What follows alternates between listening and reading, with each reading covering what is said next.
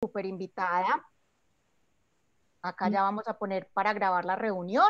Como lo dije anteriormente, yo soy Jimena González, ya en otra ocasión me había presentado, soy docente ocasional del Departamento de Diseño y les queremos dar la bienvenida a este tercer día de la agenda académica de la Escuela Internacional de Diseño y Creación 2021, un evento realizado por el ITM. Muchas gracias a todos ustedes los que están acá a esta hora y hoy vamos a tener como invitada a Copelia Herrán de la UPB con su conversatorio que aporta la antropología al pensamiento del diseño. Les voy a contar una pequeña información pues de quién es nuestra invitada, ¿no es cierto? Para que la conozcan un poquito más fuera de lo que la ven ahí. Copelia es diseñadora industrial con maestría en antropología social y doctorado en ciencias sociales. Su interés y campo de experticia se concentra en el área de investigación cualitativa para el diseño social y participativo en el que se pueden visibilizar y solucionar tensiones, identificando nuevas oportunidades a través de ejercicios de codiseño. Actualmente, Copelia es profesora asociada de la Facultad de Arquitectura y Diseño de la Universidad Pontificia Bolivariana y coordinadora de la línea de investigación Dinámicas de la Cultura Material del Grupo de Investigación y Estudios de Diseño GED. No sé si lo pronuncié bien. Sí, GED, es GED, la sigla, listo. sí, el G del Ah, Grupo bueno, de listo. Estudios de Diseño de la Facultad de Diseño Industrial. Somos Perfecto. 3 líneas de investigación. Yo estoy en Cultura Material, está Ergonomía y Morfología. Y las 3 Perfecto. hacemos parte del G. Bueno, pues nada, muchas Este gracias. último se enfoca, acá ya, bienvenida entonces a esta ponencia. Acá ya hay 39 personas conectadas. Te dejo entonces dejar abierto el chat para que hagan preguntas si quieren o alzan la manito, recuerden. Y bueno, ya Copelia es tu espacio. Adelante. Bueno, muchísimas gracias a todos por el interés y por estar en esta conversación, pues más que una charla magistral. Quisiera como compartir un poco la experiencia de lo que he venido recogiendo, no solamente en la academia, sino también, digamos, en la parte personal, porque creo que la disciplina del diseño es justamente una de las más abiertas en términos de todas las opciones, de todas las áreas y todas las temáticas sobre las cuales nos podemos orientar. Unos tendrán un componente más tecnológico, otros se pueden ir por componentes más de carácter social, otros más desde el mercadeo y desde el producto terminado, pero creo que hay ciertos puntos donde todos nos encontramos, independiente de los intereses que tengamos formados en el diseño. Y creo que el tema de la antropología es justamente uno de los temas que más nos ayudan como a tener puntos de encuentro. Yo quisiera, en este momento ustedes están viendo mi pantalla. Todavía no. No, no. No. Bueno, entonces poseemos problemas porque en teoría yo la estaba viendo. Voy a Si volver quieres a... descompartirla y volverla a compartir. Sí, Eso a veces eso voy a funciona. hacer, eso voy a hacer con la barra de diálogo.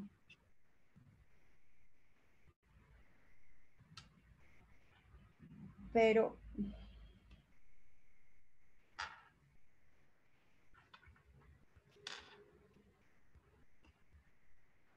no, les voy a pedir un momento porque estoy teniendo problemas con esto.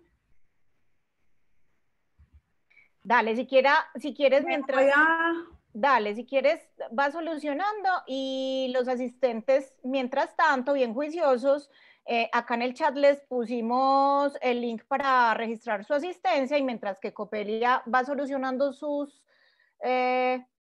asuntos de la presentación, pues van haciendo el registro. Listo, acá está en el chat los links.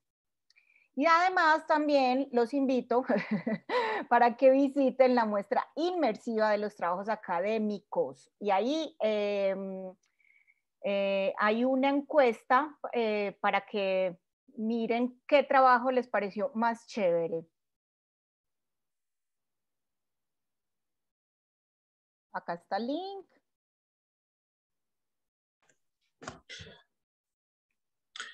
Cópale, ya aparece, tu pantalla. ya aparece tu pantalla. Ya, ahora sí. Aparece la pantalla, lo que pasa es que si la vuelvo completa, no sé si al pasarla ustedes van viendo. Sí, acá estamos en este viendo. Momento ven unas sillas, perfecto. Sí, señora. Como yo también estoy con la pantalla full, entonces no los puedo ver, pero bueno.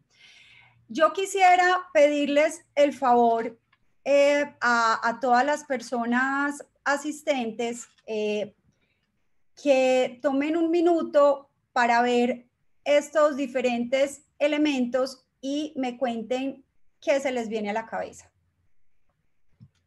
Y aquí sí les pediría como su participación para poder tener como tiempo de hablar alrededor de este va a ser como mi pastel para podernos introducir al tema de la antropología. Quisiera pedirles que me las miren con detenimiento, que me cuenten si hay alguna que les llama la atención, si hay alguna que asocian específicamente con algo, o tiene como una carga simbólica específica, o si solamente les llama la atención, etcétera. Pueden, si quieren levantar la manito, les damos pie para que conversen o por el chat también pueden poner sus opiniones y le leemos a Copelia lo que van escribiendo. Entonces, tómense un ratico, no muy largo, cortico, acá.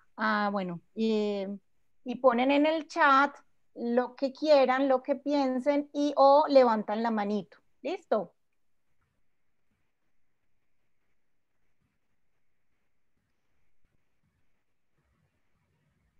Acá dice Lefagara. Lefagara. María Isabel Arias. Bueno, María Isabel, la manito. Hola, ¿cómo estás? Hola, ¿qué tal, María Isabel? Pues yo inmediatamente cuando los comencé pues como a ver, me acordé mucho de un profesor que una vez me dijo es como diseñe, que vamos a diseñar no una silla, sino un lugar donde una persona se vaya a sentar, ¿cierto? Que es diferente. Veo que cada una va muy ligada a cierto tipo de persona y cierto tipo de situación o entorno. Y me llama mucho la atención la que es como real, pues no sé cómo describirla, como... ¿A qué te refieres con real? ¿Cuál de todas? La de arriba, la que es como la realeza, pues no sé. Ya. Sí. Esa me llama mucho la atención y me acordé pues mucho de eso, o sea, él decía, vamos a crear un sentadero, o sea, una persona se va a sentar a X o Y actividad y ya, eso, cada una como que va muy enfocada a una situación y un entorno en particular. Ok, muchas gracias. ¿Te leo lo que van diciendo acá en el chat o alcanzas a ver? No los alcanzo Te a ver. leo, listo, entonces te voy a leer. Con pantalla full compartida. Perfecto, de uno. Entonces les voy a leer. Conceptos de sillas, diseño de mobiliario asociado a un tiempo y función determinado, temas de ergonomía, de tendencias y oficios, Juvenal. Diversas maneras de designar o aplicar las funciones estéticas, simbólicas y prácticas del objeto silla, Manuela Castro. Diseños incómodos, Manuela Varela. Creería que son sillas que representan la pluralidad de costumbres, pensamiento y entorno. María Espejo, infinitas maneras de llevar a cabo un diseño. Es lo que hay acá en el chat. Bueno, ¿Con cuál se quedan ustedes si tuvieran que escoger una? Ahí están en el chat y más lo que dijo María Isabel.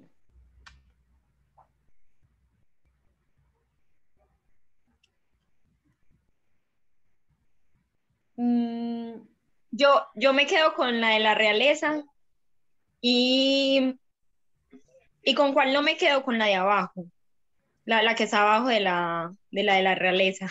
Acá dice, con la doctora la reina, la del estilo japonés, la que no tiene patas, la ornamentada, ninguna de todas incómodas para mi funcionalidad. Perfecto. Bueno, Jimena, si tú tuvieras que escoger una de estas sillas, ¿cuál escogerías?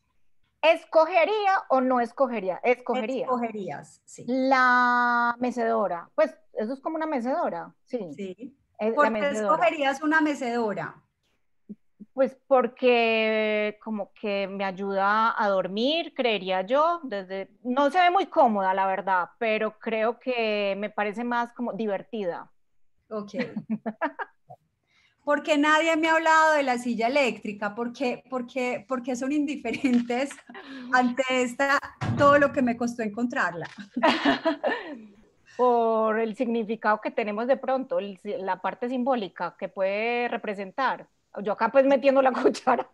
¿Qué dicen los chicos? Acá dice, porque es eléctrica y me electrocuta.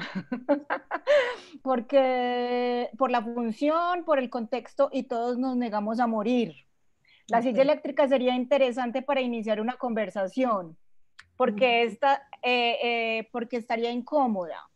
Por el origen, creería que no hace parte de nuestra cultura.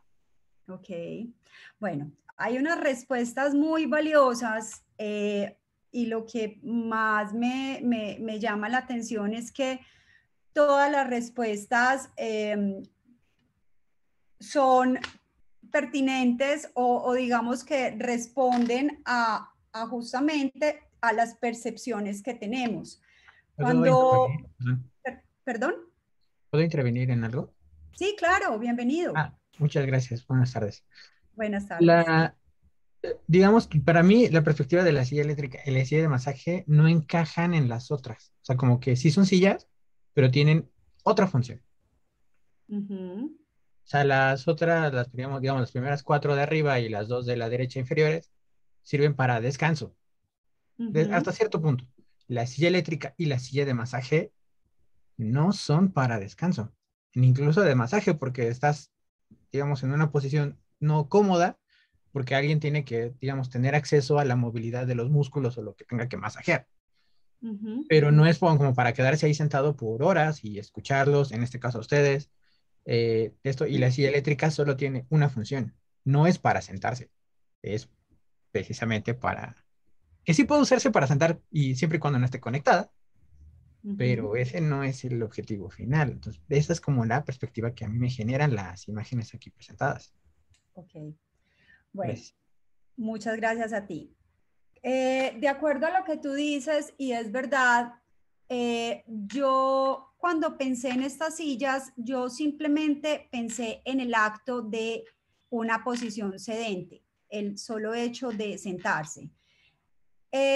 Nosotros decimos que pues todos los seres humanos nos sentamos, nos tenemos que sentar en ciertos momentos del día, en ciertas situaciones, porque necesitamos descansar.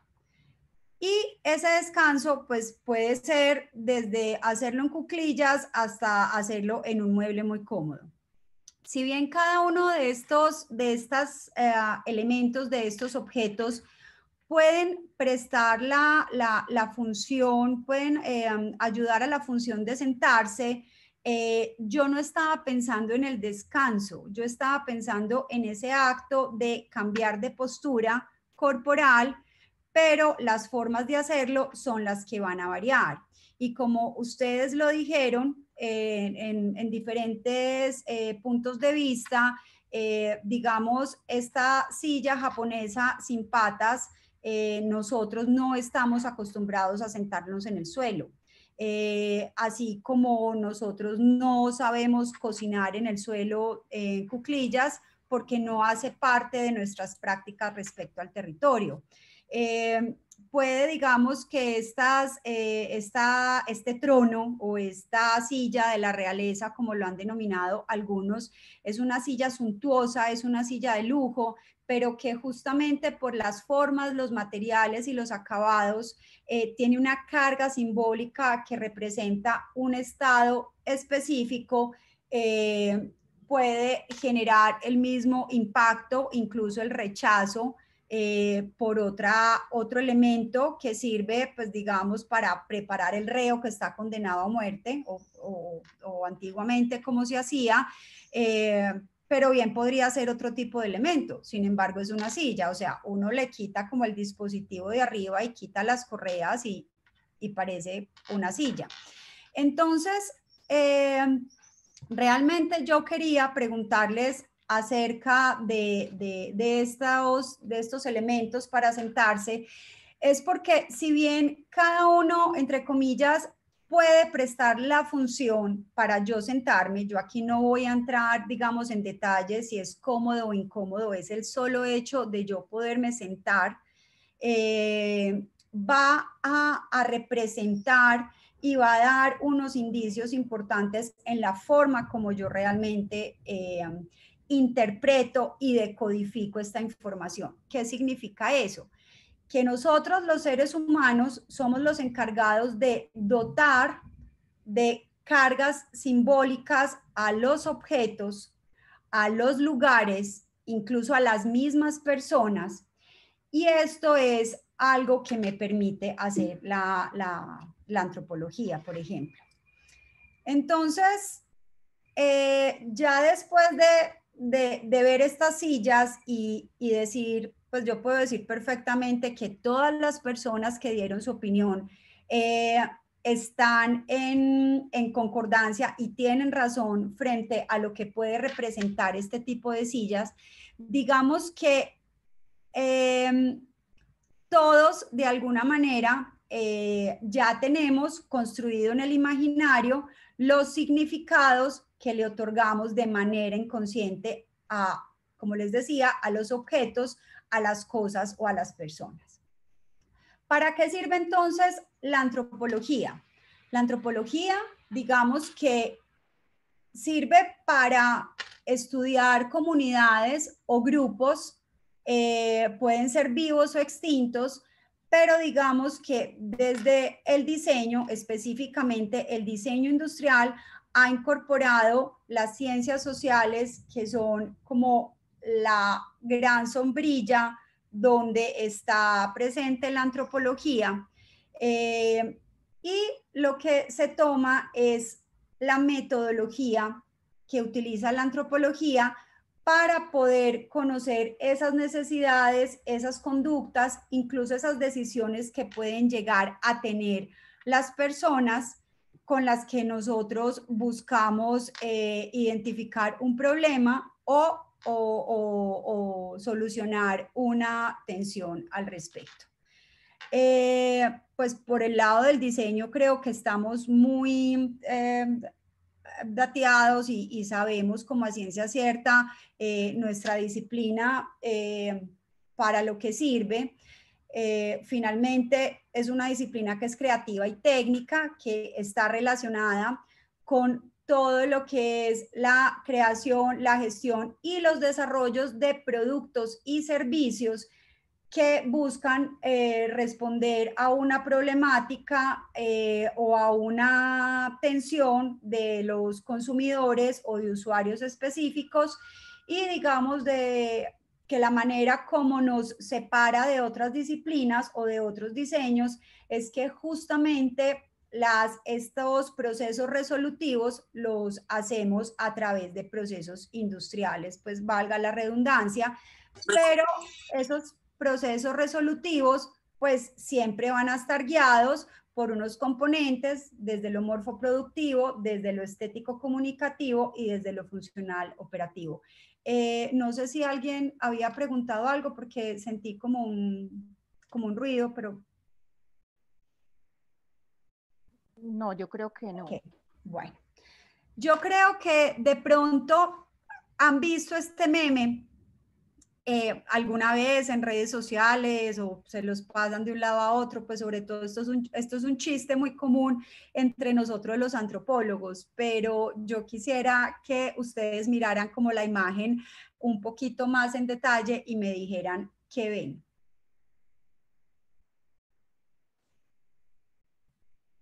En la caricatura.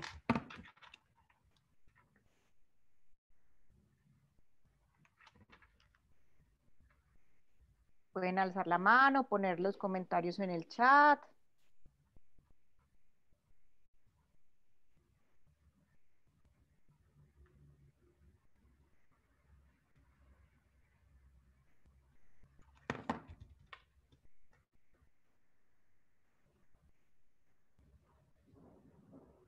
A ver, aquí hay...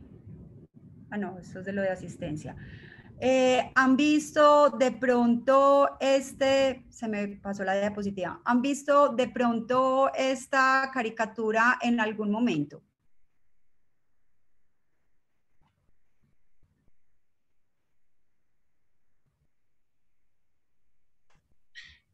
Copelia, por acá dice, Dubán, dice que lo que vi allí es un choque cultural entre habitantes de una tribu y objetos modernos. Ok. Y bueno. Matthew dice no. Ok, listo. Entonces, si ustedes miran bien la imagen, vienen unas personas a lo lejos que son supuestamente antropólogos y los indígenas están guardando, digamos, todos los objetos tecnológicos, el computador, la televisión, una lámpara. Entonces dicen como corran, corran, empaquen todo que ahí vienen los antropólogos.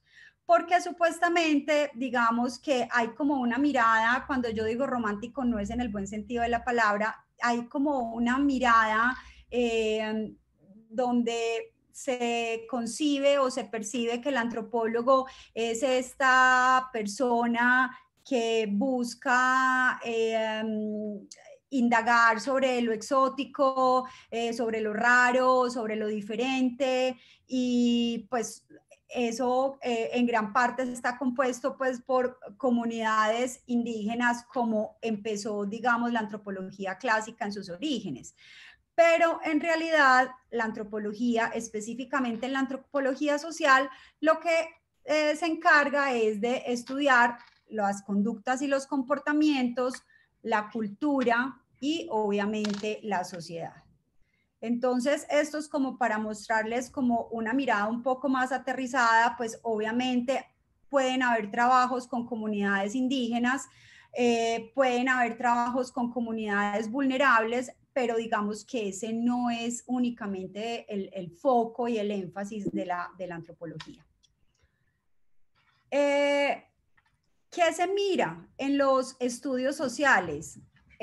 Cómo están conformadas las sociedades, cómo es su historia, cómo ha sido su economía, cómo es el tema de la religión y las creencias, cómo es la organización política, además de todo lo que tiene que ver con mitos, con pautas, con hábitos, con ritos funerarios, con costumbres, el tema de la indumentaria, el tema de la alimentación, el tema de la tecnología.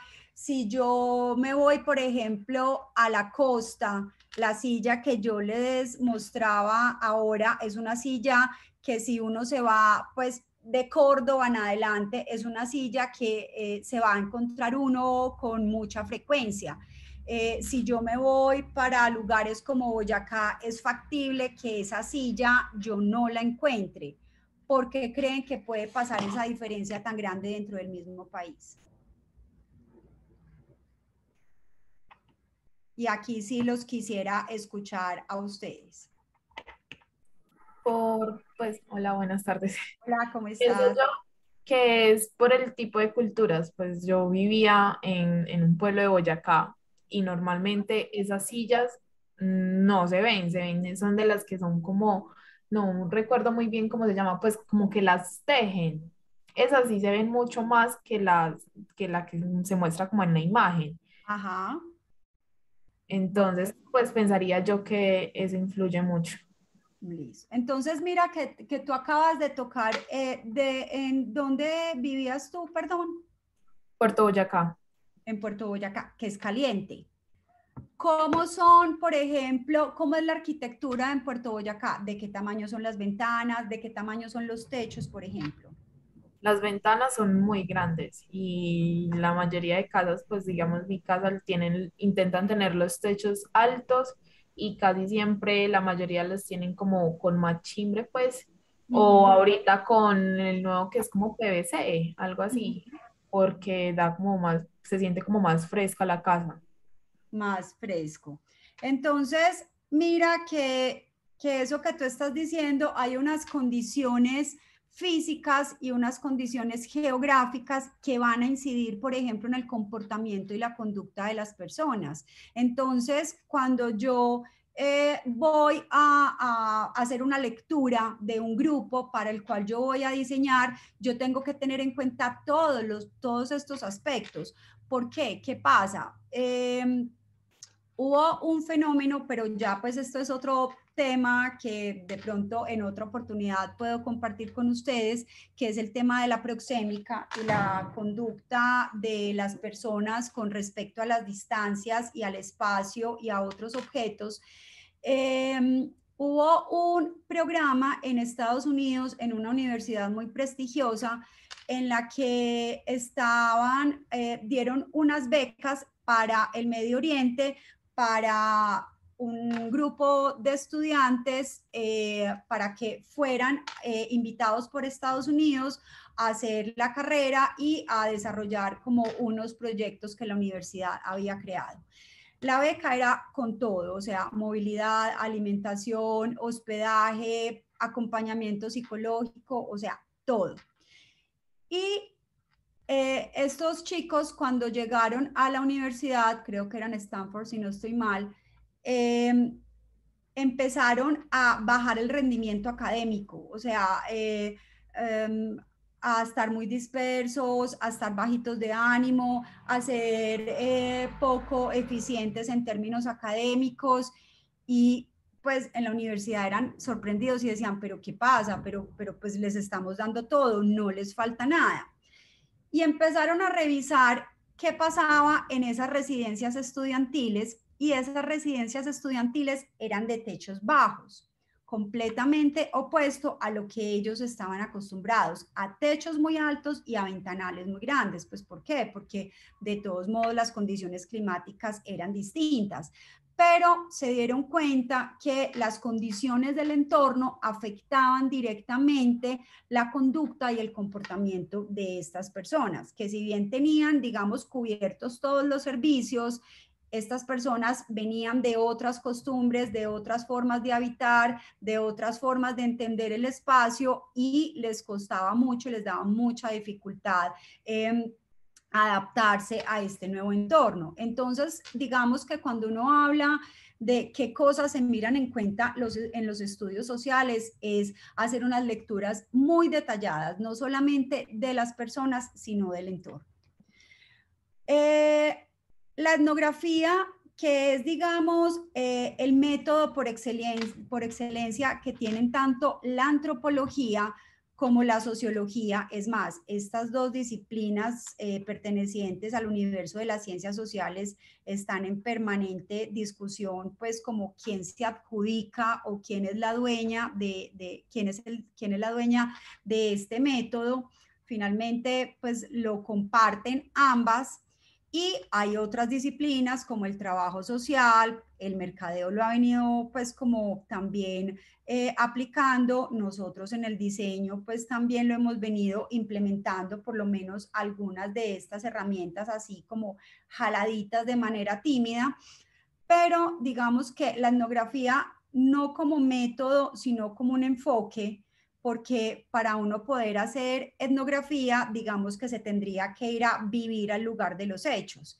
Y en el caso de los estudiantes de diseño, pues, o nosotros mismos en nuestras investigaciones que tenemos en consultorías y con otras entidades, pues irnos a vivir, por ejemplo, al lugar donde estamos investigando es muy difícil. Podemos permanecer largas temporadas, pero no pues vivir día y noche por un tiempo determinado en este lugar. Entonces, digamos que nosotros no empleamos el método etnográfico, sino que lo que hacemos es un enfoque y tomamos prestadas unas herramientas para poderlas aplicar a nuestras investigaciones en diseño.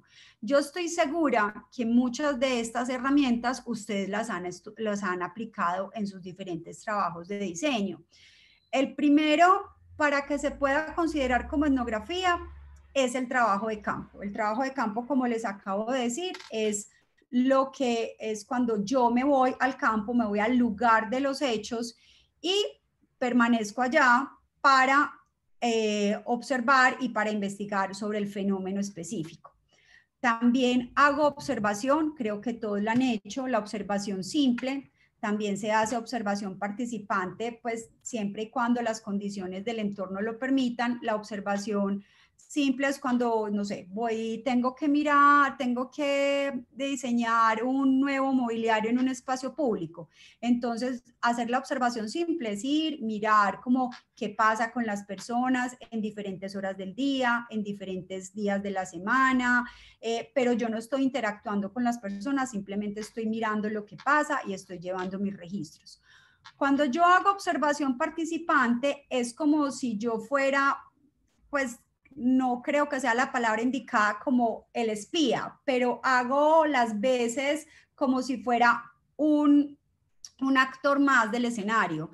Entonces, no sé, si es un parque infantil, entonces, no sé, me llevo una mascota, o si no tengo un hijo pequeño, entonces pues me consigo algún pariente menor de edad con el que yo pueda interactuar en el espacio y hacerme amiga o conocido de otras personas y empezar a hablar como de tú a tú, porque ese tipo de ejercicios también facilita mucho pues la información por parte de los otros participantes. Obviamente las entrevistas, la que más se utiliza es la semiestructurada abierta a profundidad. Las derivas creo que muchos de ustedes las han hecho también, es como, o sea, yo puedo salir a buscar una información específica al campo, pero yo también puedo salir y caminar y ver qué me encuentro, y eso pues digamos que es una herramienta y está reconocida como tal. Y obviamente la recolección de imágenes, de audio y de video, y las cartografías sociales, que también en diseño y en arquitectura se han venido implementando mucho, y es, por ejemplo, esa se utiliza con la intención de entender cómo las personas reconocen su territorio o el espacio donde habitan o donde llevan a cabo ciertas actividades. Entonces, esto, ¿cómo se refleja, digamos, en la disciplina del diseño? Antes yo pienso, pues, y creo que algunos de pronto de vieja data o contemporáneos, pues porque el diseño ha ido evolucionando mucho en ese proceso, pero digamos que antes lo que se hacía era como estudiar al usuario o al consumidor con un enfoque pues que era mucho más de la mercadotecnia. Entonces, ¿qué quiere el cliente? ¿Qué le gusta al cliente? ¿Qué le molesta? ¿Qué se le puede mejorar?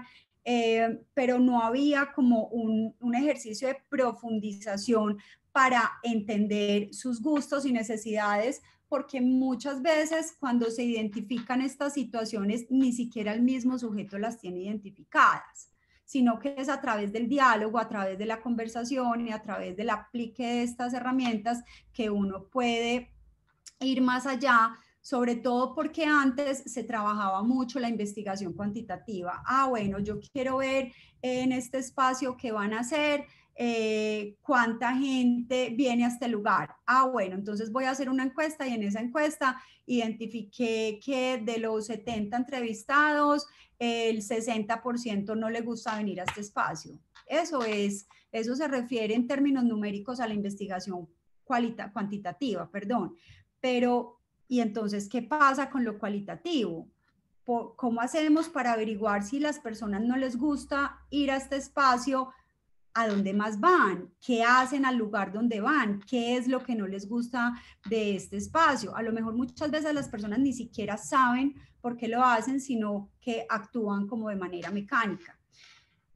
Y digamos que la evolución que yo siento que ha tenido nuestra disciplina es que, como les acabo de decir, hay un interés y una preocupación pues por generar como ese diálogo. Es un diálogo que se vuelve intersubjetivo. ¿Y por qué intersubjetivo? Como les decía ahora, las personas muchas veces ni siquiera tienen claridad pues del por qué la aceptación o de por qué el rechazo ante un fenómeno, ante un objeto, ante un color, ante una textura, ante un sonido, que puede que también tenga un componente importante asociado a la cultura. Y digamos que es ahora donde estamos como parados los diseñadores en profundizar más en ese diálogo y que de verdad ese diseño se pueda centrar más en el usuario, ¿sí? Y ponerlos en diálogo con las ideas del diseñador. Bueno, yo les quisiera preguntar acá, ¿qué aguas consumen ustedes? ¿Qué tipo de agua consumen ustedes? ¿Qué agua les gusta y de pronto, pues por un asunto económico, no la compran? Yo tengo un colega de la oficina que ama esta agua, creo que se llama San Peregrino, pero él me dice, yo no voy a pagar esa plata por esa agua. Sin embargo, me fascina. Acá dicen agua de EPM y del grifo de EPM. Muy Yo bien. tomo agua con gas, por ejemplo, me encanta. Ok. Y hay una que sacaron ¿cuál es que es esa marca? Pero que tiene más gas que cualquiera, entonces es chévere. Dicen que la Evian es como que lo último en guarachas, pero es carísima. Ok. ¿Cuánto estarían dispuestos a pagar por un agua? No estoy diciendo una botella de agua, por una, no sé, una porción de agua. Bueno, acá están diciendo del Yo diría grifo. que eso depende del contexto. ¿Perdón? Yo diría que eso depende del contexto. ¿Por qué? Porque si yo estoy en Medellín con agua potable, y yo sé que yo entro a un baño en cualquier lugar o a cualquier parte y puedo tomar agua de la llave, yo no voy a pagar por una botella de agua, sabiendo que la puedo conseguir, entre comillas, gratis en cualquier lugar a donde yo vaya y abra un grifo en Medellín. Si yo estoy en Santa Marta, pues de que el agua no es potable, entonces, pues, baila, me toca como comprar lo que haya. Entonces uno dice, más o menos una botella de agua vale 2.000 pesos. Pero si estoy en la mitad del desierto o en la misma playa en Santa Marta y me estoy muriendo de la sed, yo pago lo que sea, ¿cierto? Pues y he pagado, no sé, 5, 8.000 pues por una botella de agua, pues porque eso es lo que, o sea, no hay más y no me voy a morir de la sed. Entonces, por eso digo que depende del contexto. Listo. Entonces tocaste un punto muy importante y es justamente el tema del contexto, del entorno o el contexto. Si ustedes tuvieran, o sea, si esta burbuja de agua que dicen que es la botella de agua del futuro, tuviera el mismo valor que un agua de lujo, ¿cuál de las dos comprarían?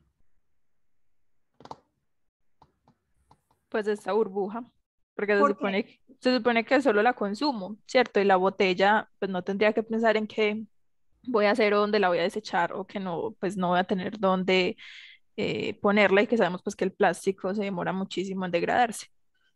Listo.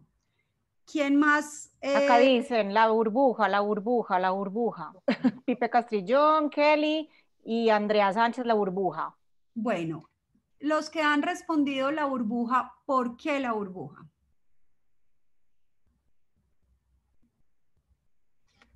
Bueno, esperemos a ver si Andrea. Hola, ¿cómo estás? Ah, sí, Andrea.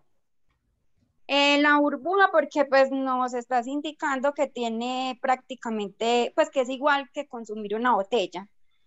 Si tiene las mismas propiedades y si va a suplir la necesidad que en el momento tengo, yo compraría la burbuja. Por lo mismo que indicó la compañera, me estaría ahorrando un empaque y que si en el momento yo voy de paso, consumo la burbuja y sigo común y corriente. En ocasiones uno se ve embalado para reciclar el producto, pues lo que queda. Exacto. Entonces, miren que todos, digamos, ustedes están de acuerdo en la misma representación. O sea, yo realmente por lo que estoy preguntando son por los significados, por lo que significa para ustedes una botella o una cápsula o una burbuja de agua. Entonces, todos o la mayoría se inclina por la burbuja, no por el contenido del agua, sino por lo que representa, ¿sí? Este empaque. Este empaque, ¿qué me está hablando a mí? Me está hablando de, lo acabaron de decir ustedes ahora, una medida exacta de lo que yo necesito. Un impacto mínimo, por no decir cero, con el medio ambiente. Mientras que las otras, además de, pues, de costoso, ¿yo qué hago con la botella? Muchas veces miren que uno no se toma el agua completa, etcétera, etcétera. Entonces, en realidad, este mismo elemento, que el agua en este caso, y las diferentes necesidades, porque como lo decían ahora, no es el hecho de saciar la sed o de mantenerme hidratado o simplemente tengo la costumbre de tomar agua y ni siquiera me doy cuenta cuando me tomo el agua. Esas intenciones siempre van a estar mediadas por esas cargas simbólicas de lo que puede representar este objeto o este servicio para mí. En este caso, por ejemplo, digamos que la antropología, ¿qué nos permite después de ver el ejemplo del agua? Nos permite como ampliar esa capacidad de ver lo que a simple vista no se ve. Obviamente, como les decía ahora, de hacer unas preguntas de carácter cualitativo, no es que esté satanizando ni que esté en contra de la investigación cuanti, es más, en varios proyectos yo que estoy en este momento de manera externa, me ha tocado trabajar con la investigación cuanti, con la investigación numérica, pero digamos que esas preguntas cualitativas siempre me van a permitir ahondar mucho más, entrar en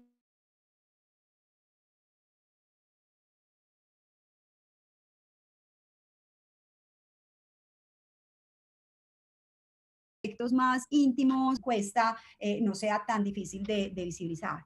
Y obviamente también puede ayudar a definir, a identificar problemas de carácter social. Cuando hablamos de problemas de carácter sociales, si yo estoy trabajando con una comunidad y esa comunidad tiene problemas con los vecinos por un lindero que está por donde no es, pues obviamente cuando yo me siento con cada una de las partes a revisar, no es que el antropólogo sea simplemente un mediador, aunque cuando son contratados por servicios, por diferentes empresas, lo que hacemos muchas veces es más que mediadores, identificar esas problemáticas que están en las personas más que con los objetos, pero que los objetos también tienen su protagonismo y tienen pues como su razón de ser.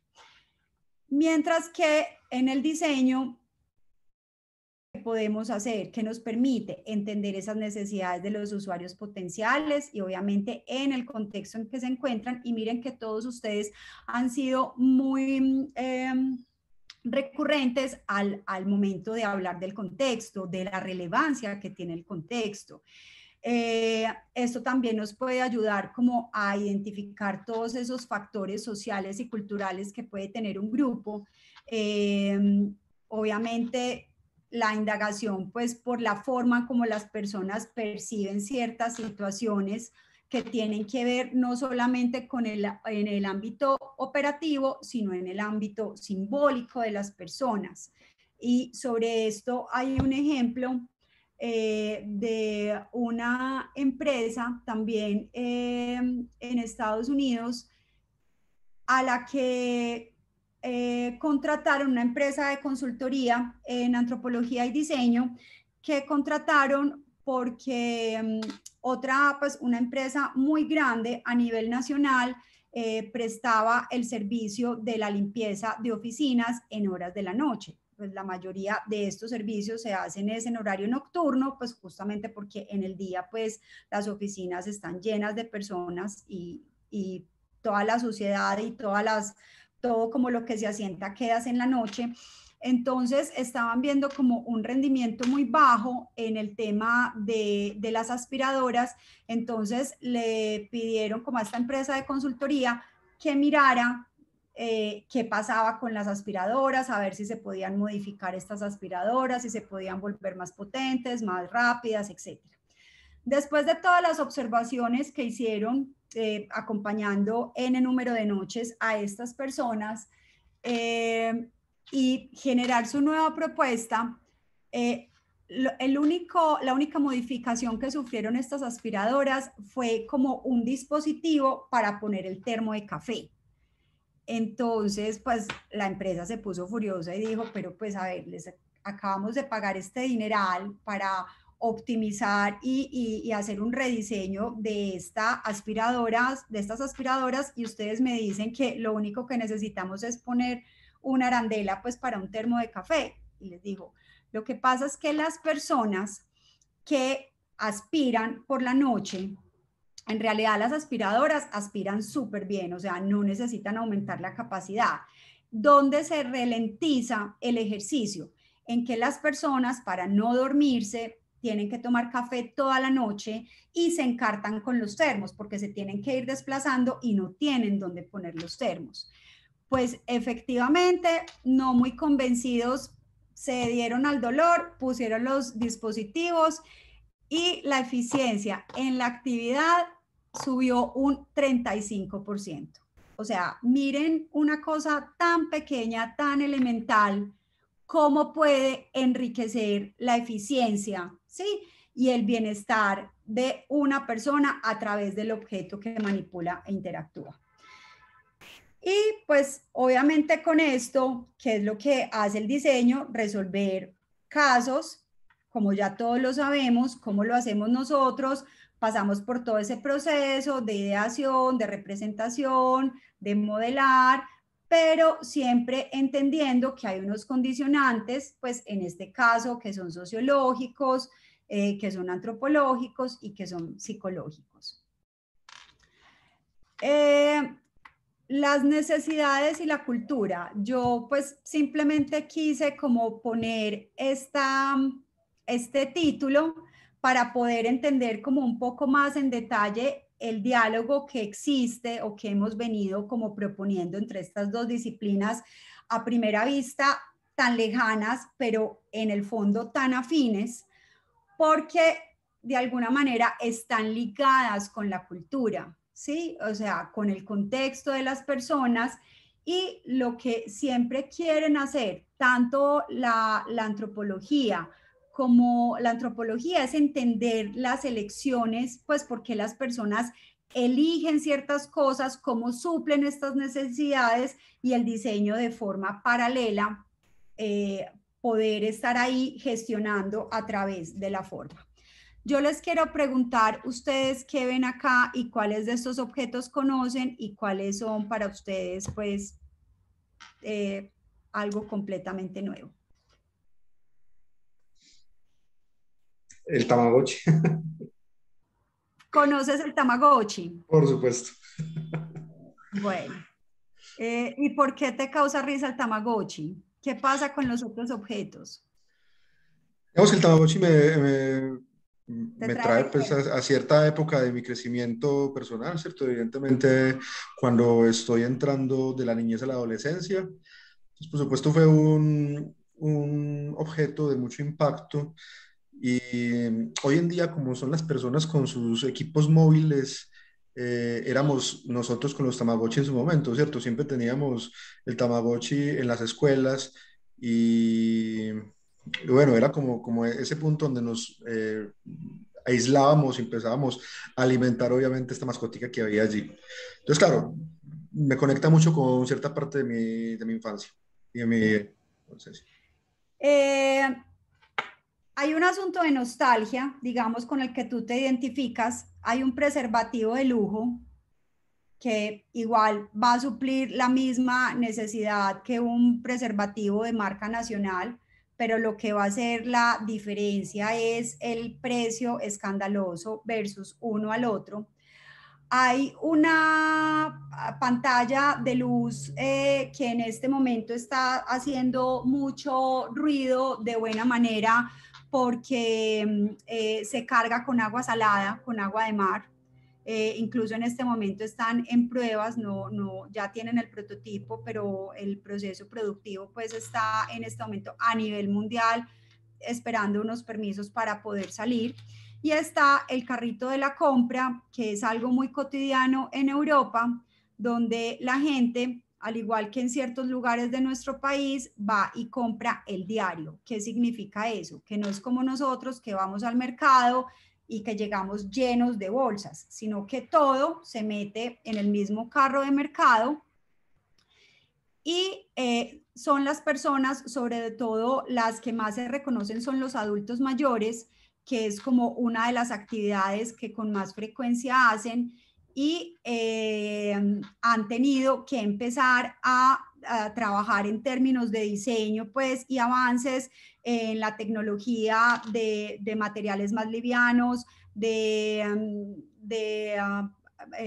desplazamientos, digamos, que tengan más irregularidades, a resolver unos asuntos ergonómicos, y esto antes de que desaparezca, pues porque de todos modos ustedes pues más que nadie saben que esta pandemia partió muchas historias en dos y por gran parte, digamos, es el tema de los domicilios, pero estos objetos de alguna manera tienen unos significados muy fuertes que el diseño se ha tenido como que meter de lleno, y hay unos aspectos culturales que atraviesan este tipo de objetos donde muchas veces el sentido no está por la funcionalidad del objeto, como les decía ahora, sino por lo que representa, así como les hablaba de la gota de agua.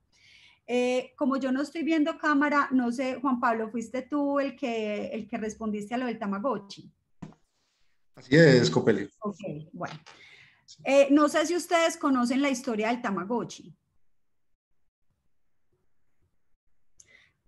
Bueno, el caso es que cuando una empresa japonesa, que no recuerdo el nombre en este momento, perdón, el nombre de la empresa, creó el Tamagotchi, como tú lo dijiste, era esta mascota virtual en la que uno programaba todo para que pudiera sobrevivir. Excretar, comer, dormir, no sé si, y jugar con ella, no sé si me brinco algo más. Eso era. Yo recuerdo eso, básicamente. Sí. Pero era todo un reto también, ¿no? Era un reto. Que no se muriera. Sí. Que no se muriera. Había que limpiarle el popó. Ok. Resulta que en Japón crearon los dispositivos con todo el avance tecnológico para que estos bichitos sobrevivieran, pues pudieran sobrevivir o ser mantenidos con vida, pues atendiendo estas necesidades básicas. Pero yo estoy segura, no sé si a ti, Juan Pablo, se te murió o a alguno de tus amigos se les murió, pero en Japón sucedió exactamente el mismo fenómeno. Los tamagotchis se empezaron a morir y los niños a entrar en depresión profunda. Porque dijeron, ¿qué vamos a hacer? Entonces los niños llegaban con el tamagotchi donde los papás, bueno, ¿y ahora dónde lo vamos a enterrar? No, pues que pues uno se entierra, pues métalo en un cajón o bótelo a la basura. ¿Cómo lo va a botar a la basura si es una mascota? Pues sí, pero entonces los papás empezaron a escribir a la empresa y dijeron, oiga, ¿yo qué hago con este cadáver tecnológico? Y se les volvió un problema tan grande que no habían considerado como ese rito de la muerte, ese rito de paso que todas las culturas lo celebramos o lo manejamos de manera distinta, Japón no era la excepción, un elemento tecnológico tampoco era la excepción, porque había una carga simbólica representada en el afecto y la responsabilidad frente a este pequeño dispositivo, pero esta empresa no consideró el tema de la muerte. Ellos llegaron hasta acá le entrego el bicho vivo, ya de aquí en adelante pues la responsabilidad es suya. Y los niños y las familias dijeron no, pues es un ser vivo y después de que fallece pues hay que hacer algo con él. ¿Qué le tocó a esta empresa que fue la fundadora de los Tamagotchis? Abrir un servicio adicional de funeraria y de cementerio para los Tamagotchis.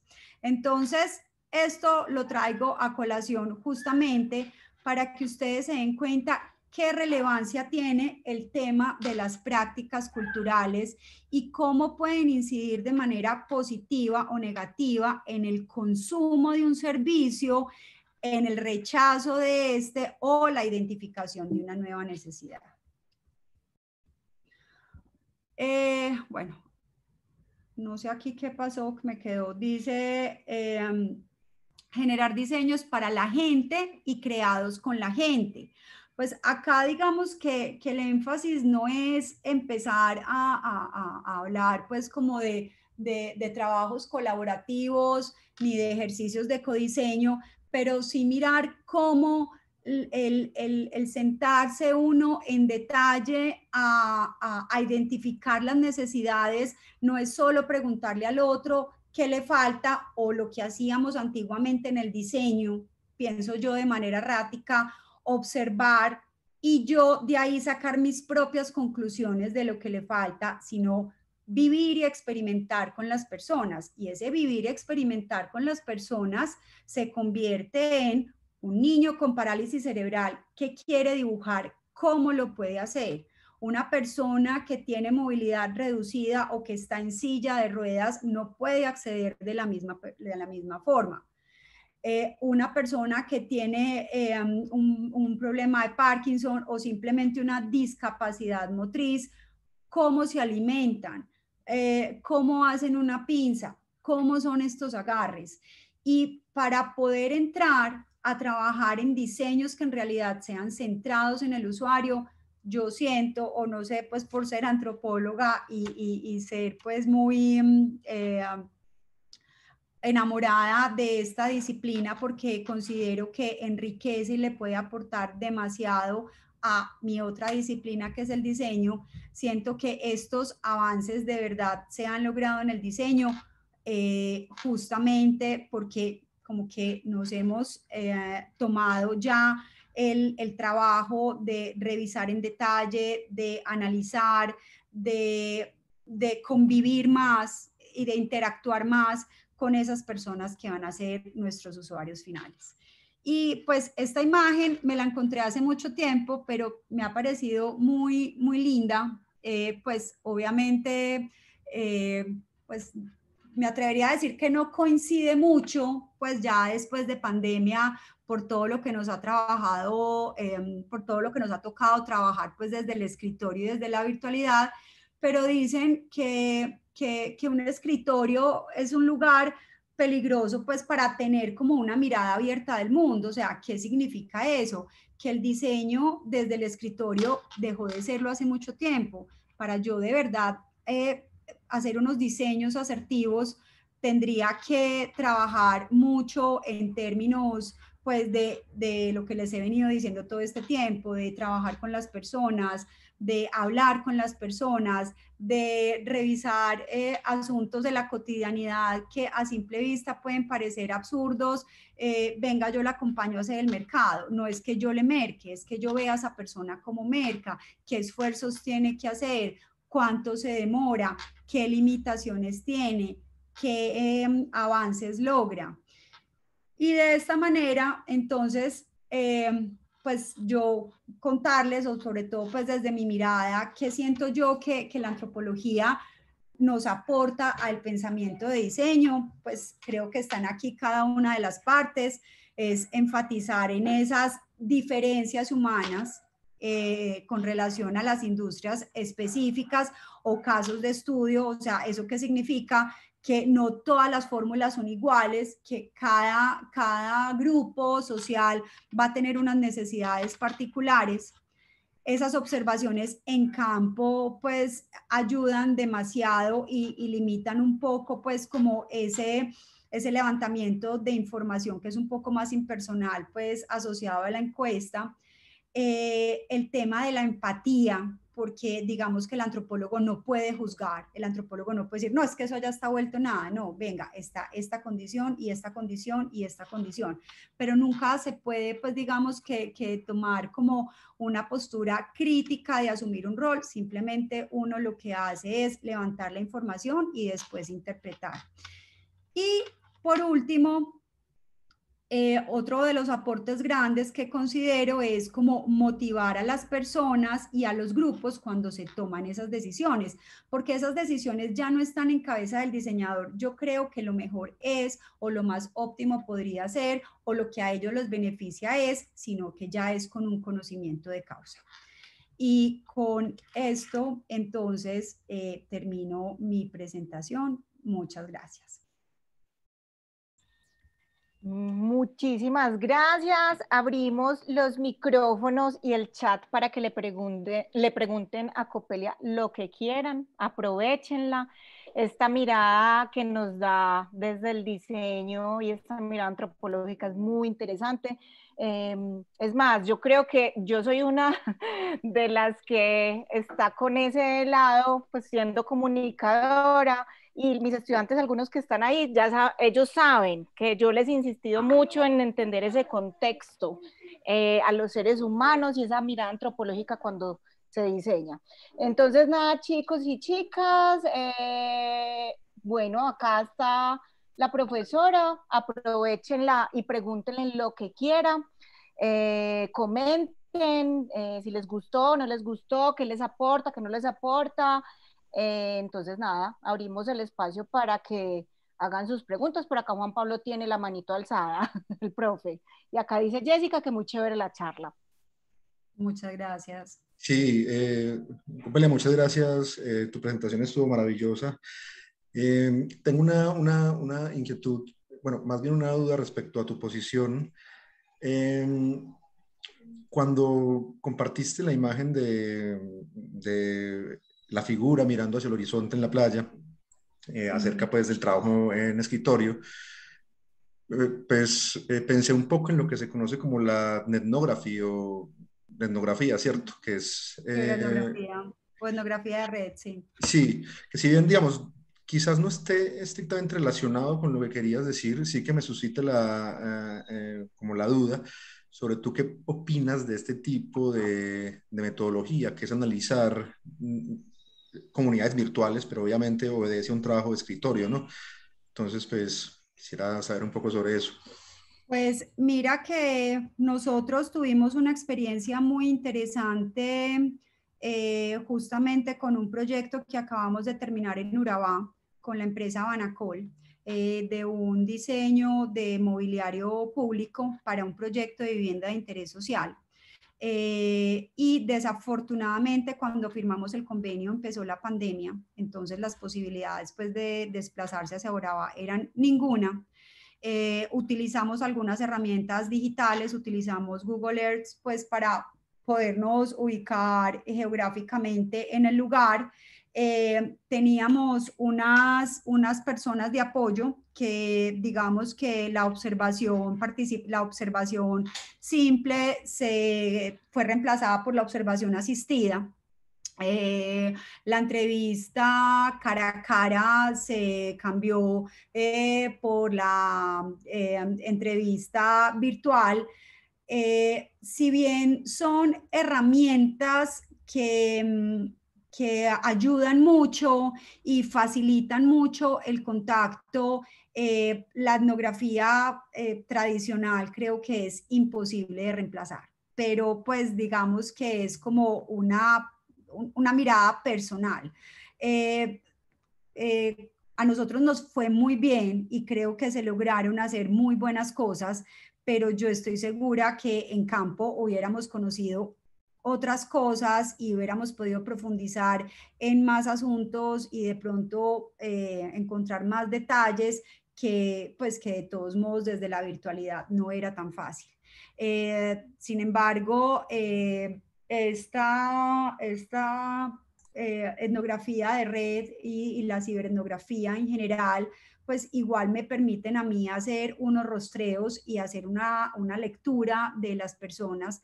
Pues creo que el solo hecho de yo ver lo que publica una persona me dice muchas cosas de ella.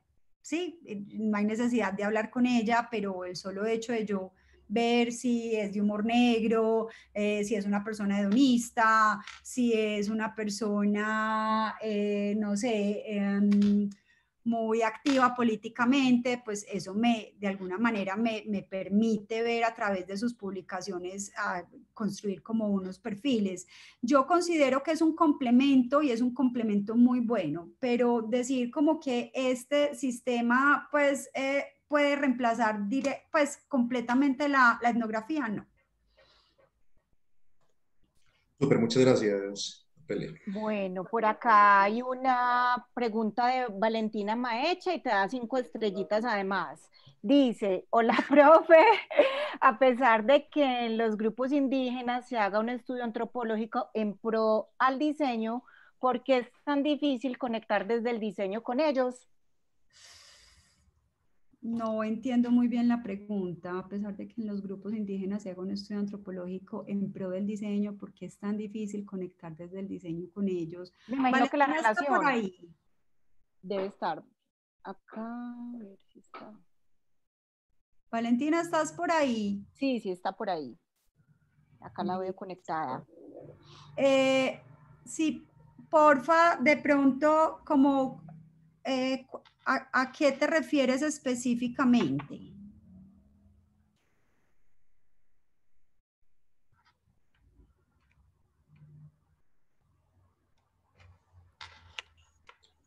Valentina, si quieres, también puedes abrir micrófono y hablar en De pronto no tus tiene. auriculares.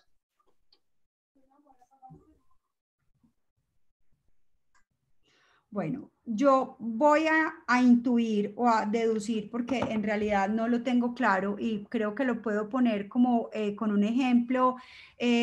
Nosotros, pues yo dentro del programa de diseño industrial, en un módulo de énfasis que se llamaba Producto e Identidad y trabajamos con el tema de las comunidades de artesanos y el diseño, trabajábamos con una sola comunidad pues en diferentes puntos del país, digamos, me refiero a que muchas veces uno estudia sus culturas y es muy difícil que un diseño nuevo entre a su cultura y no la abandone. Súper buena pregunta.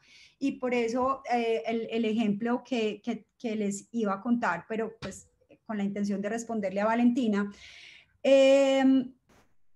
nosotros estuvimos haciendo un trabajo con las comunidades Inga y Kamcha en el Alto Putumayo, en el Valle del Sibundoy.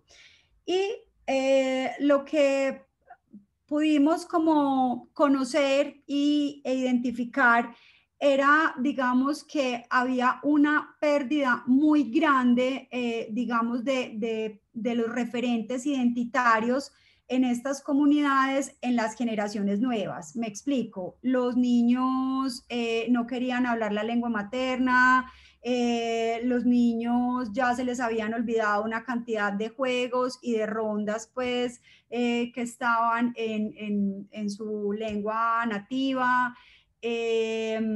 Ya se habían perdido varias costumbres, digamos que si bien los adultos las tenían, todo como que recaía como en los niños y hubo una serie de propuestas en las que se crearon como los diseñadores, pues los estudiantes de diseño propusieron unos objetos lúdicos donde a través del juego y de la palabra pues los niños empezaran otra vez como a recordar y a jugar como en su lengua nativa.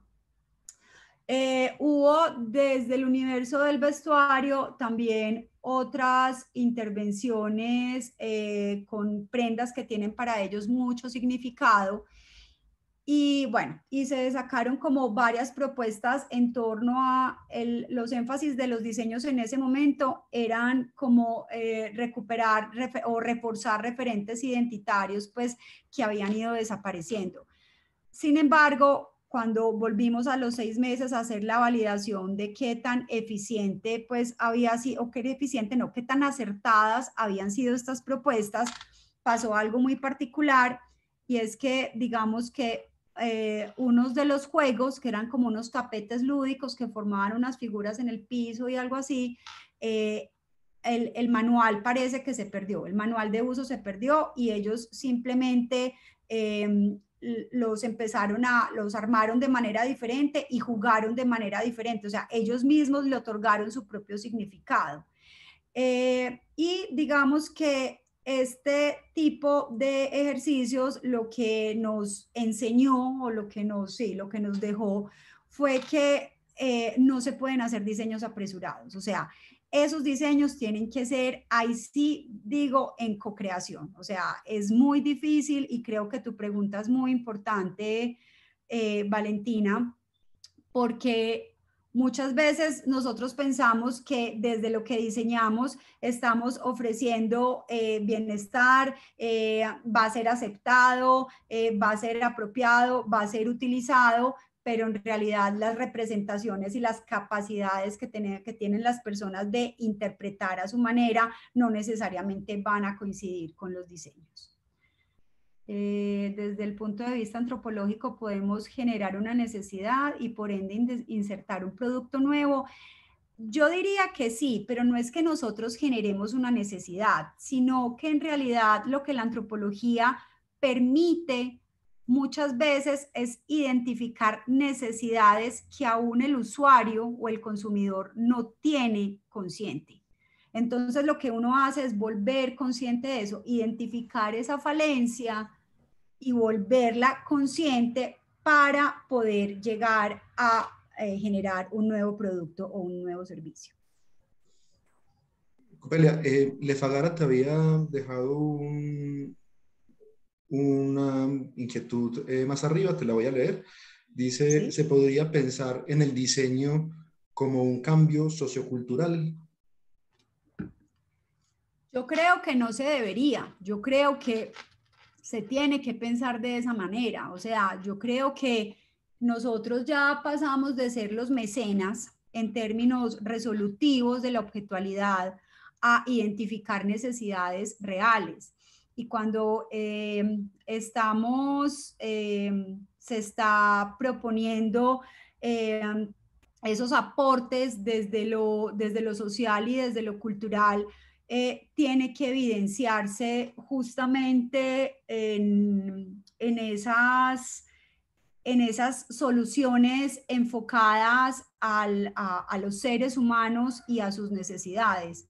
Entonces, creo que ya dejamos de ser los que llegamos y planteamos un diseño considerando que ese es el que va a ser y el que va a funcionar, y digamos que ya creo que estamos en una actitud un poco más humilde en términos de verdad acercarnos al otro, de escuchar al otro, de observar al otro, no de observarlo como los indígenas de la caricatura que les mostré, sino de hacer como un tú a tú, de poder entender a través de la cotidianidad qué situaciones de pronto hay, porque yo creo que no siempre vamos a encontrar problemáticas súper críticas. Puede que encontremos situaciones pequeñas, pero que en realidad lo que puedan hacer es mejorar la calidad de vida o el bienestar de las personas. Recuerden el ejemplo que les puse ahora de la ¿cómo se llama? Del dispositivo para la aspiradora. O sea, eso no mejoró, pues digamos, en teoría no mejoró nada frente a la eficiencia del dispositivo, de la aspiradora, pero sí mejoró en la calidad y el bienestar de las personas que utilizan este elemento para prestar ese servicio. ¿Qué bibliografía puedes recomendar de antropología para el diseño? Creo que hay un libro que es sagrado, yo lo amo, se llama El Código Cultural. Es un antropólogo francés que se llama Clotaire Repel, y es un libro muy lindo, muy interesante. Perdón, yo creo que se me va a descargar esto. Es un libro que es bien interesante porque son muchos casos de estudio. Este señor es un gurú de las grandes multinacionales, o sea, él ha trabajado para Adidas, para Nike, para la General Motors, para Philips, para lo que ustedes se puedan imaginar. Y él en su libro, en cada uno de los casos, lo que hace es indagar sobre esas cargas y sobre esas representaciones simbólicas que tienen las personas en su constructo ligado a la cultura y por qué las personas reaccionan de manera positiva o de manera negativa frente a ciertas cosas, y eso le da como los indicios o la ruta a seguir para los diseños. Perdón, un segundo que se me va a descargar. Acá la profe María Isabel tiene la mano levantada. Sí. Hola, ¿me escuchan? Sí. Hola María Isabel, Sí. ¿cómo estás? ¿Cómo estás, Copelia? Muy bien. Bueno, un saludo para todos los que están por aquí. Por aquí veo también estudiantes míos. Muy chévere escucharte, pues, y escuchar como todas esas posiciones frente a la antropología, a la cultura material, al diseño. Yo tenía como una pregunta y un aporte, pues ahí también como que hacer frente a todo eso que estás diciendo. Voy a empezar con el aporte. Me parece supremamente como teso y valioso al mismo tiempo entender que muchas veces en relación a eso que estaba preguntando Valentina Maecha ahorita, es que uno asume cosas como diseñador y cuando va a intentar resolver esos asuntos, ni siquiera desde otra cultura, puede ser desde la misma propia, no tiene control, y es una cosa que yo creo que el diseño y los diseñadores nunca vamos a lograr, y es tener control sobre el uso que le van a dar las personas a los objetos, más allá del uso real para el que fueron pensados. Hay una condición ahí que uno no alcanza nunca a dimensionar y es pensar realmente eso para qué les va a servir a las personas, ¿cierto? Uno no, pues yo siento que es demasiado difícil entender eh, eso para qué le va a servir a la otra persona, ¿cierto? Y lo pienso en cosas tan sencillas como esto. Mm, yo pensé no, y siempre digo, pues con mi papá viejito, ya 90 años, dije, necesito un bastón porque ya se ha caído 2 veces y no quiero que esté en una clínica con la cadera rota, entonces le compré un bastón, ¿cierto? Le dije, pa, necesitas el bastón. Listo, compró el bastón, le compré el bastón, se lo di y no lo usa. Y al no usarlo, no, él es consciente que lo debe usar, porque si no se cae, ¿cierto? Pues le ayuda y se apoya en él, pero cuando lo voy a recoger o algo me dice, ay, es que qué encarte, es que es la gorra, el saco, el celular y las cositas de viejito, ¿cierto? Sus carajaditas de viejito, más el bastón. Y me dice, no, es que voy a andar por plano, entonces no lo necesito. Y yo, papi, pues, y entonces es como entender más allá de mi posición desde hija o diseñadora que necesita el bastón para caminar, es terminar de entender que él tiene otro montón de cosas a su alrededor que le hacen no usar su bastón porque se encarta más, ¿cierto? Y siento en parte que eso también tiene mucho, pues, en relación a esa pregunta de Valentina, cuando uno diseña para grupos que son tan diferentes de uno, mm, posiblemente la necesidad que uno perciba no es la misma que ellos tengan y por otro lado no es la misma necesidad real, ¿cierto? Porque una cosa es lo que yo piense que yo necesite y otra es lo que yo realmente necesito, ¿sí? Y si en la mitad del camino yo me encontré con que esa comunidad, pues, o ellos se encontraron con que ese objeto les funciona para otra cosa, pues seguramente lo van a seguir usando para esa otra cosa. Y ahí voy con el asunto de no poder dimensionar el uso real que le van a dar las personas a los objetos, ¿cierto? Que pues yo siento que en buena medida uno puede como intentar que eso no suceda, pues en la forma en la que yo estudio el contexto y que tanto me adentro en él, pero finalmente, ¿quién controla eso? Pues es que nosotros, o sea, la creatividad de los seres humanos es como tan infinita que uno no puede, pues todo el tiempo vamos a estar pensando, esto me sirve para eso, esto me sirve para aquello, ¿cierto? Entonces, y De- siento también que qué pena ahí te no, no, interrumpo dale. para terminar. Parte del asunto como de la carencia o de la necesidad de nuestras sociedades nos lleva a buscarle otros usos a los objetos todo el tiempo. Sí. Entonces, es súper difícil, pues. Eh, yo pienso que de todos modos no hay fórmulas exactas y creo que la investigación cualitativa uno lo podría ver como un defecto, pues porque igual tú en una investigación cuanti tienes los datos numéricos exactos, precisos y el número no se va a equivocar, la interpretación sí, porque digamos esa es como el punto digamos, el talón de Aquiles, porque el conocimiento y el argumento están contenidos justamente en la interpretación de los datos. Pero digamos que mientras más uno tiene la oportunidad de adentrarse en la cotidianidad de esas personas, y obviamente en investigaciones uno tiene unas categorías de análisis que le van a permitir ser como tener mucho rigor en el proceso investigativo, donde salen unos datos muy precisos y muy concretos, con mucho acercamiento a ya sea a la comunidad o al grupo de personas específicos para los cuales se va a diseñar.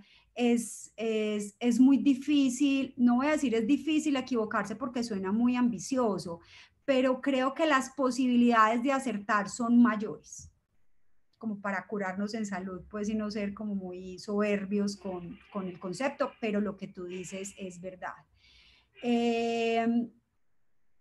De todos modos, pues yo pienso que esto es simplemente como un abrebocas, una invitación. Pues yo considero que el diseño, una de las cosas más lindas que tiene es que puede transitar y dialogar con múltiples disciplinas al mismo tiempo. Yo quisiera, le voy a pedir el favor a Juan Pablo que les comparta un link que es de una charla de TED, que es de de una diseñadora asiática que hizo su maestría en diseño y ella propone un sistema de conservación de alimentos y el título se llama como Salve la comida del refrigerador, salve la comida de la nevera.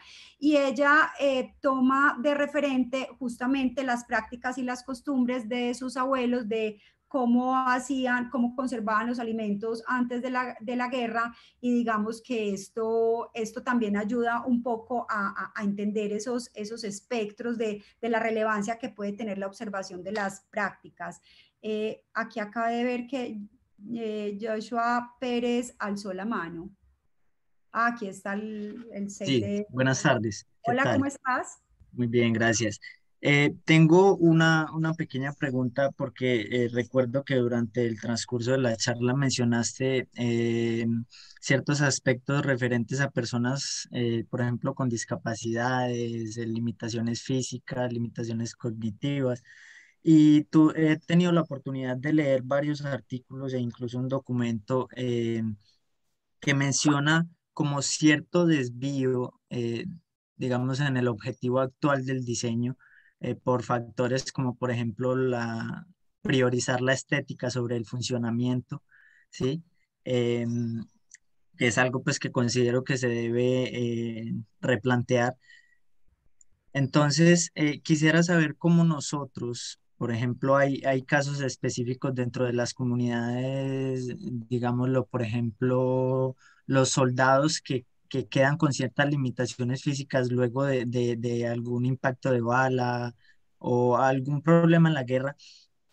¿Cómo podríamos nosotros entonces diseñar algo que abarque la comunidad en general, pero que a la vez nosotros sepamos solucionar casos específicos, porque no todos los soldados perciben la solución de la misma manera y no todos la van a utilizar de la misma manera en como lo acabas de decir? Entonces, ¿cómo podríamos nosotros evaluar todos estos, tanto lo general como lo específico, en un contexto como la limitación física o cognitiva. Bueno, nosotros, pues no, yo no hice parte de ese grupo, pero pues sí estuve como al tanto de todo el proceso. El grupo de ergonomía, junto con un grupo de investigación de vestuario de Bolivariana, desarrollaron el año antepasado, si no estoy mal, un arnés para niños con parálisis cerebral. De una entidad que se llama Aula 5 Sentidos. Y ellos lograron desarrollar este arnés y ser muy asertivos en esta propuesta, porque es un arnés que se pone el adulto, mete el niño, entonces cuando el adulto se desplaza es como si el niño en realidad estuviera caminando, pero los movimientos, digámoslo así, los lleva es el adulto portante. Esto pues fue pensado sobre todo para papás y para profesores pues que trabajaran con niños con parálisis cerebral. Y te voy a decir que la efectividad o la gran capacidad de acierto que se dio en este caso fue por una etnografía muy profunda, o sea, de estar allá a primera hora y salir de últimos, o sea, de ponerse la camiseta y estar con los niños, cargar los niños, trabajar con los niños, llevar los niños al baño, o sea, todos estos asuntos que son de la cotidianidad, pues que era lo que yo les decía al principio, son los que en realidad a mí me van a entregar la información. O sea, la verdadera información, la más contundente, la que me puede dar unos parámetros muy asertivos en términos de diseño, va a ser esa permanencia o esa convivencia prolongada con los grupos con los que se quiere trabajar. Porque si no, entonces quedamos otra vez en el diseño desde el escritorio. No, perfecto, Copelia, muchas gracias por habernos brindado este espacio. Realmente es necesario y que se logre entender este vínculo tan esencial porque allí parte mucho del ejercicio, evidentemente, del diseñador es fundamental para nosotros. Entonces estamos súper contentos con tu presentación. La gente ha estado muy activa en tu presentación, han participado, creo que es muy valioso eso. Y nada, esperamos poder estar nuevamente contigo en cualquier espacio que podamos conversar, que es muy interesante. Tú sabes que ITM, UPB, casas hermanas, entonces tú siempre sabes que las puertas bienvenidas. Yo les voy a invitar a la siguiente conferencia que en este momento debe estar por iniciar. Les voy a dejar el enlace allí. Y nada, muchas gracias, Copelia. Muchas gracias a los asistentes. A ustedes por generar el espacio y escuchar. Muchas gracias. Muchas gracias. Muchísimas gracias. Gracias, Copelia. Chao. Que estén muy bien, hasta luego.